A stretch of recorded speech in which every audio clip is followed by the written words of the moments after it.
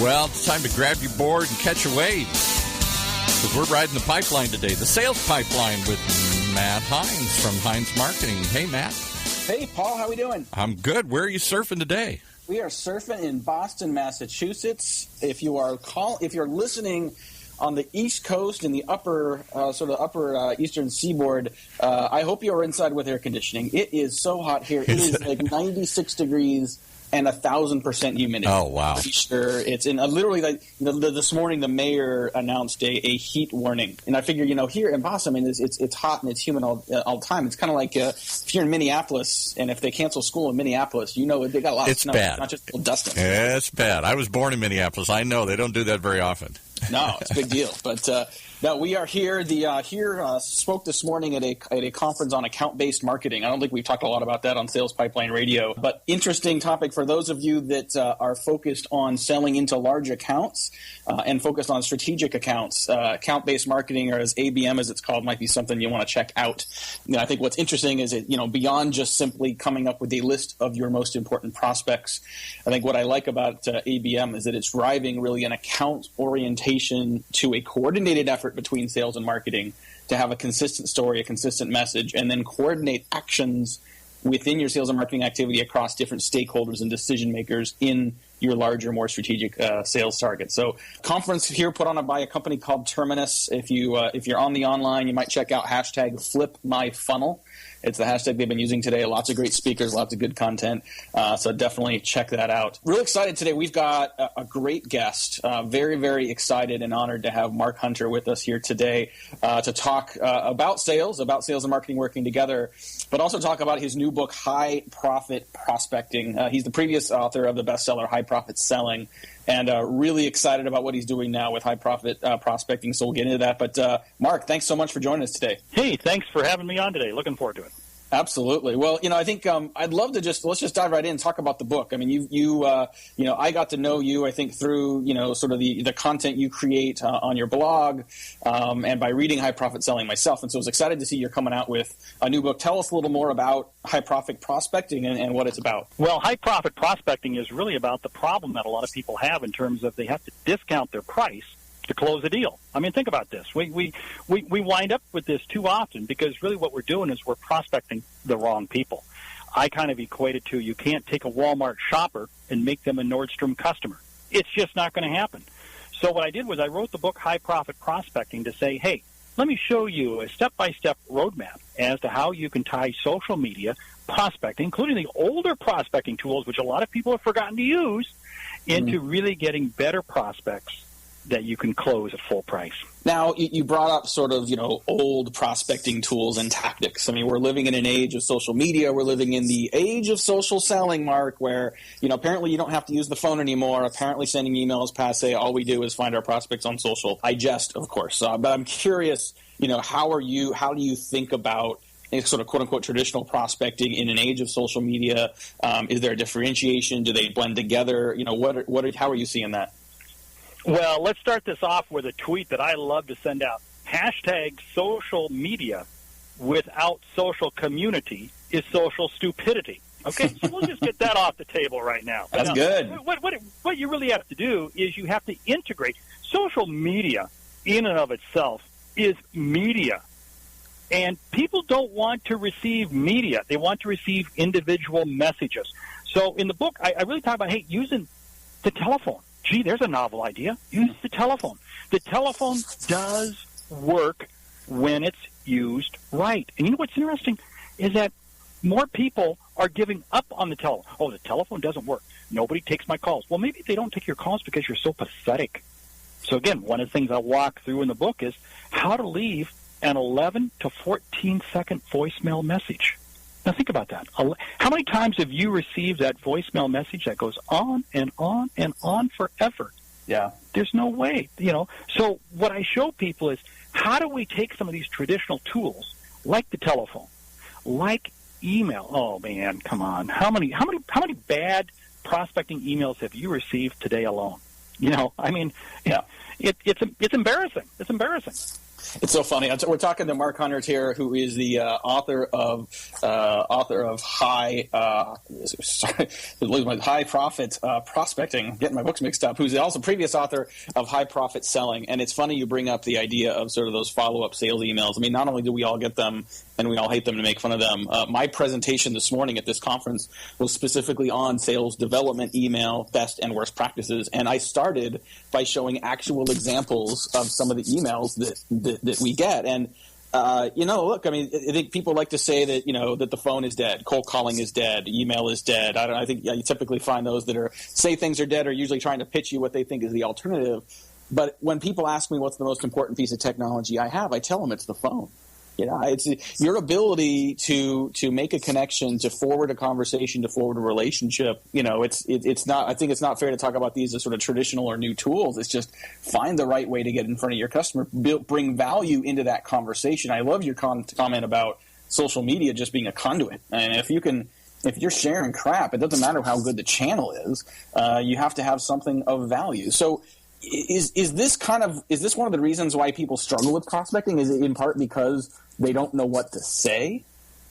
Oh, yeah. I mean, people love to think up any excuse in the world as to why they don't have to prospect. I got to spend all my time taking care of existing customers, or, we do such a good job, or we do this. But really what it is they're too embarrassed. No, they're not too embarrassed. They're too afraid to prospect. Yeah. So what they do is they default to, I'll go spend some time out on Facebook, and I'll just put some really nice happy faces out on Facebook or out on Instagram or tweet or LinkedIn, whatever, and this will be so wonderful. Well, I'm sorry, but you can't eat likes, you can't eat connections.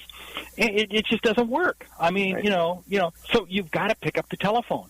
The telephone is really an amazing tool when it's used right. It works. It works. Yeah, it's I don't care what channel you're using. If you don't have a good message, you're not going to get very far. And that message usually isn't about you and your product and service. It's got to be about something that the prospect cares about. I'd imagine that most of the people listening to this program, not only are they B2B, but probably selling products that aren't one-call closes. And so if you're selling a complex product that is a multi-month sale, even if it's a multi-week sale, there's likely multiple touch points. And so when you're prospecting, you don't have to jump from step A to step D, do you? I mean, you can treat each step a little more in a segmented way, put less focus and less pressure on how far you need to take that conversation. And in many cases, I've found that takes, for those that have call reluctance or prospecting reluctance, it takes a little pressure off of them to say, I don't have to, for every live call, I don't have to convert that into qualified opportunity. I can simply move the ball forward a little bit. Oh, you raise a good point there, and it's so key. What I tell people, if you're B2B or B2C, and it's a multiple call close, this thing goes on. Your objective is to just earn the right, the privilege, the honor, and respect to be able to contact that person again. Mm-hmm. Think about that for a moment. That's all your objective is. What I tell people when you're making that initial prospecting call, and first of all, let's get an elephant. There's an elephant lurking in the room, even in Boston there, even in the humidity. There's an elephant outside your window there, and it's the elephant of cold calling. Okay, let's put this to bed. Cold is dead, okay? Because in this era of the Internet, in the era of all this information out there, there's no need to have to make a cold call. I can make an informed call. Yeah, and what that means is that when I call you, I know something about you. I know something about your business. I know something about your industry. Okay, and all I'm doing is I'm trying to do two things. One, I'm trying to earn the right, the privilege, honor, and respect to be able to connect with you again. And B, I want to learn one piece of information about you. Because if I learn one piece of information about you from this initial call, and I've earned the right, the privilege, honor, and respect, then guess what? I can contact you again. Now I can begin to engage you. And when I begin to engage you, what happens is I'm able to do two things. I'm able to create a level of confidence, and by the way, the confidence goes both ways. You have confidence in me, I have confidence in you, and a level of competence. You begin to see that I'm competent because I'm really caring about what you want for an outcome. And see, that's the other big problem with a lot of prospecting methods. It borders on, hey, look at this. We got these great widgets at $9.99, and isn't this cool? Isn't this cool? No, I'm sorry. It's not about the product. It's about the outcome. I have to be focused on the outcome of what that customer is looking for. If I focus on the outcome, that changes the whole dynamics of what my conversation is, regardless of whether or not I'm on the telephone with you, regardless of whether or not it's an email, or it's a one-to-one social media message. Because think about this. Social platforms, whether it be Facebook, LinkedIn, whatever, those work best when I use them one-to-one. I just hung up the phone. Before I did this show with you, I was dealing with a company where we first connected by one-to-one messaging on LinkedIn. Mm-hmm. I love it. See, if you think about it, social media is really nothing more than a communication tool. Yeah. And what I want to do is I want to use it as a one-to-one communication tool the same way I use the telephone.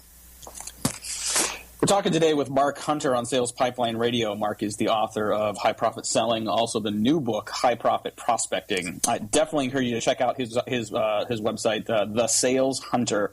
He's got a great blog, lots of great information, and also I'm a big fan of the report you've got on the page there as well. It's a free download, the 10 reasons most prospecting plans fail. And I oftentimes, Mark, will find I love best practices, but sometimes I like worst practices, right? I mean, sometimes seeing what not to do will, kind of sometimes be like looking into a mirror. When I talked this morning about sales development email and showed the worst practices, I told people, I said, listen, I know you want to train people on the good stuff, but show them the bad stuff so they can recognize it. Not only recognize it when they see it, but sometimes recognize it when they write it.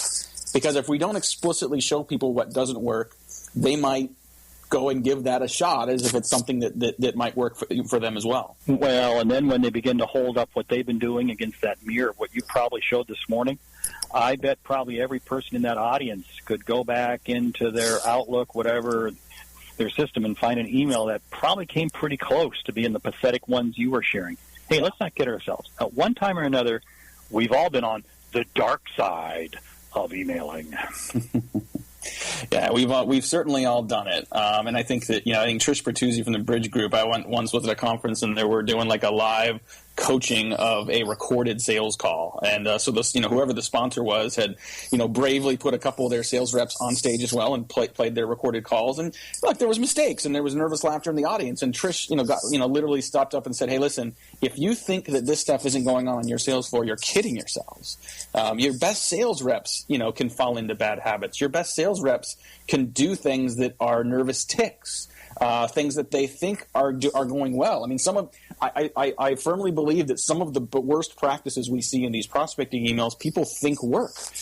Things like saying, "Hey, haven't heard back from you. Did an alligator eat you?" That's really kind of dumb, right? I mean, it's like there's a lot of worst practices that I think are well intentioned, but if you put yourself in your prospect's shoes, I mean, literally look at it from the other side of the table and think, is this something I would respond to? And then as Jill Conrad says, in her, she talks about the crazy busy prospects. Don't just think about the message, but think about the context into which it's being sent. You send that email, you send that voicemail, your prospect doesn't have much time. They've got seconds, if that, before they're, to be able to grok whether or not they care about you or not. That whole piece you just said about context is so critical, and that's why I walk people through in the book how to leave an 11 to 14-second voicemail. Because the whole thing that you're doing here is you're being tight and concise, and you're showing the prospect that you value their time. Because, again, absolutely. If you know somebody's going to waste your time, do you want to get on the phone with them? No way. And we have a rule when we do this work with our clients. The earlier the relationship you have with a prospect, the shorter your message should be. You earn the right to say more as you build a relationship, and the prospect is more likely to actually pay attention to you. But if you're just prospecting, got 11 to 14 seconds, I love it. I mean, I think in terms of 100 words or less, ideally a lot less in an email as well. We got Mark Hunter here with us today. He's the author of High Profit Prospecting. You can learn more about him at thesaleshunter.com. We'll be right back with a lot more from Mark. We'll talk about what's coming up on future shows and talk about how you can catch up on everything we've been doing so far online. This is Sales Pipeline Radio. In a world where the speed of innovation and change in B2B marketing has never been greater, the only thing bigger is the need for clarity, for a blueprint, for a guide to what's really working. And how about a way to apply it specifically today to increase sales pipeline growth, velocity, and most of all, conversion? That's what you'll find in the Modern Marketer's Field Guide. And Amazingly, you can download it for free. HeinzMarketing.com, just like it sounds, HeinzMarketing. It encompasses the entire sales and marketing cycle, but in quick bursts with lots of specific, actionable ideas, strategies, tactics you can put to work right away, like today. The loaded table of contents helps you narrow in and tackle a problem. And it's something you can come back to over and over again as a reference guide. Why not download your free copy of the Modern Marketer's Field Guide? It's free. HeinzMarketing.com, just like it sounds. HEINZ Marketing.com. Whether you're producing a seminar series, users conference, lunch and learn, or exhibiting at a trade show, Validar has a solution. From capturing leads at trade shows to managing on-site registration, tracking session attendance, gathering information, and providing sponsors lead retrieval, we have a full suite of solutions for you. Since 2005, Validar has been turning corporate events and trade shows into better business. Call 888-784-2929 or visit us at validar.com. And now back to Matt and his guest. Awesome, Paul. Thank you. We're having a lot of fun today at Sales Pipeline Radio with Mark Hunter, the author of High Profit Prospecting.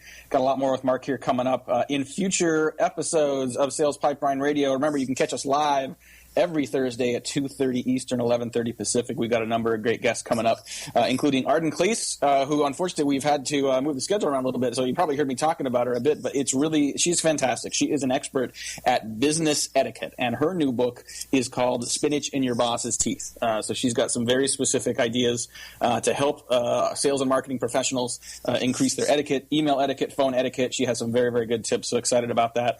Also, next week, we're going to feature Mary Lou Tyler, who is the co-author of Predictable Revenue. If you've heard that book, Aaron Ross, who was one of the key executives at Salesforce during their early stage growth, Mary Lou and Aaron wrote the book Predictable Revenue, and she's got a new book coming up as well. So lots of great guests coming up on Sales Pipeline Radio. You can check out past episodes at salespipelineradio.com. You can always get the podcast as well on Google Play or the iTunes Store. And Mark, let's talk about marketing a little bit. We've been talking a lot about prospecting and talking a lot about the sales team's role. But what are the best scenarios you've seen where sales and marketing are working together to create and execute a more successful prospecting plan? Yeah, well, let's call out another, maybe not an elephant, but at least a wolf or two running around out there, and that is who really owns the prospecting process. And I'm going to call it out right now. Sales owns the prospecting process. They own the lead generation process. Now, that does not excuse marketing from that, because marketing's really got to set the tone and the message. But if you think about it, I'm tired of, because I came from marketing, and then I've been on both sides, sales, marketing. I'm tired of marketing people being blamed for bad leads. No, I'm sorry. It's sales you just can't close, okay? So let's just take it and let's just give it to them right off the bat, okay? So that's it. One of the best practices that marketing can do is, first of all, let's get rid of the whole idea of the capabilities presentation. And I still see that in too much messaging going on out there, where we're doing, whether it be a marketing campaign, whether it be banner ads, whatever, and what we're doing is we're talking about the product. And what we want to be focused on is what is the outcome. My objective in sales and marketing is the same. I want to help my customers see and achieve what they didn't think was possible. Mm-hmm. All of my messaging needs to be focused around that. When I focus around that, it changes the dynamics of what I'm talking about. And then what I have to do is I have to make sure that whatever marketing is doing, sales mirrors, because I want to make sure the messaging is uniform all the way through. I'm tired of seeing marketing developing campaigns that are very good campaigns, but marketing sales fails to embrace them in their messaging. In other words, if I've got a marketing campaign in this industry, okay, and maybe I'm doing some trade show stuff and so forth, I want to make sure that sales in their emails and so forth and follow-ups is mirroring what was the messaging of the trade show. You got to. It's consistency all the way through. I did some time with consumer packaged goods and brands. And one of the things we always had to make sure was that the brand messaging was uniform all the way through to the shelf where the consumer picked up the product. It's the same thing in B2B marketing. That's interesting. It's so interesting to hear you talk about this because I think a lot of modern organizations really kind of, and probably the reason you called this the I don't know what you call it, the elephant or the donkey or the manatee or whatever the smaller version is, but I think a lot of modern organizations consider prospecting the role of marketing. They say marketing needs to go out and generate demand and generate qualified opportunities, and the sales team can then close them. And I think, I mentioned sort of the book Predictable Revenue. One of the things there and Mary Lou talk a lot about is segmentation of roles. And then in their book, it's focused on segmentation of sales roles. But I really like what you're talking about in terms of coordination of efforts, not only coordination between sales and marketing, not only coordination of message, but thinking about all the different touch points you have with your prospects, right? Not just on the phone, not just in email, but in the real world as well. For the events that you go to together, for trade shows, for customer dinners, et cetera. Do you find that those same rules apply for companies that are selling, that are doing volume selling, that are selling to SMB, as opposed to those that are really focused on more target account enterprise sales? Yes, it does, because we live in such a cluttered, chaotic world. I mean, and this is why, again, the argument is, well, I got to email them every day because they're going to forget about me. No, I'm sorry. They want to forget about you. That's a separate piece. If we're not clear with our message, and I don't care who you are, if you think about it, how many times have you seen a Coca-Cola sign? How many times have you seen a Budweiser beer sign? You see them time and time again. And why? Because it's got to come back into your point of reference. Mm-hmm. This morning I was at a conference and heard Alan Mulally speak. He came from Boeing and went to Ford, and he reinforced the word Boeing. Now, there's a pretty complex sale, selling airplanes. But he talked about how they had to completely, had to be always reinforcing that message of Boeing. It doesn't matter what you're selling. We must reinforce a uniform message at every step along the prospecting, the entire marketing and sales process. No doubt. Wise words from our guest today, Mark Hunter, who's the author of High Profit Prospecting. If you haven't read his previous book, High Profit Selling, highly encourage you to check that out. You can learn more about both of those books at thesaleshunter.com. Lots of great blog posts as well, just tons of great resources, many of them free to all at thesaleshunter.com. But check out the book, High Profit Prospecting. Where do you see all this going? I mean, as this continues to evolve, are we going to continue to move in the direction of diversifying channels and shorter attention spans for prospects? And if so, how does that evolve moving forward, the role that sales leaders and sales executives have in meeting the number? Well, yeah, I mean, without a doubt, channels are going to continue to subsegment. I mean, they are going to continue to diversify. And as a result, messaging has to get that much more targeted, that much more specific. But now, if you stop and think about this for a moment, what does it allow me to do? It allows me to bring added value to my customer. Because the salesperson who only brings to their customer the same information they can find on the Internet is not going to be in sales very long. I mean, they're gone. Look at the travel agent. That used to be a sales role. That industry doesn't even exist anymore. I have to be able to bring to my customer all along the way, which means even in the prospecting process, I've got to be posing questions to my prospects that get them thinking. Because why do I want to get them thinking? Because I got to get them thinking as to why they need to engage with me. Otherwise, all I'm doing is sharing information. Well, absolutely. They'll go buy it off the Internet. They don't need you. All right. Well, I want to thank our guest today, Mark Hunter, who is the author of High Profit Prospecting. Definitely pick up that book, his previous book, High Profit Selling. You can find more about both of those books at thesaleshunter.com. Check out more from Sales Pipeline Radio. You can get all of our past guests as well as a replay of this episode with Mark Hunter at salespipelineradio.com. You can also download every new episode through our podcast version that's up on iTunes Store and Google Play. We will look forward to seeing you next week with Mary Lou Tyler, the co-author of Predictable Revenue, and we'll see you each week Thursdays at 2:30 Pacific, 11:30 Eastern. Thanks again, Mark Hunter, and for Paul, this has been Sales Pipeline Radio. Yes, indeed, you've been riding the surf, catching a wave, and riding the sales surf pipeline with Matt Hines.